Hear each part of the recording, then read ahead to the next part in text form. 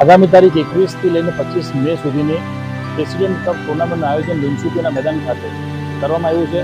ખાસ કરીને આયોજન અમારા આદરણીય નવસારી જિલ્લા ભારતીય જનતા પાર્ટીના પ્રમુખ શ્રી ભુરાભાઈ શાહ સાહેબને ભારતીય જનતા પાર્ટીના જિલ્લા પ્રમુખ ફરીવાર નિમણૂક થવા બદલ એક શુભેચ્છા રૂપે અમે આ ટુર્નામેન્ટનું આયોજન કર્યું છે. 16 જેટલી ટીમ લગભગ આમાં ભાગ લઈ રહી છે. સમગ્ર જિલ્લામાંથી આ ટીમોના ઓનરોએ ટીમો લીધી છે અને સાથે સાથે 650 જેટલા પ્લેયરોએ રજીસ્ટ્રેશન કરાવ્યું છે. આજરોજ તારીખ 14મી તારીખના રોજ અહીંયા પ્રસંગ પાર્ટી પ્લોટ ખાતે આજે ઓપ્શનનું આયોજન કર્યું છે. આમાં ટીમોનું ઓપ્શન, પ્લેયરોનું ઓપ્શન થઈ રહ્યું છે.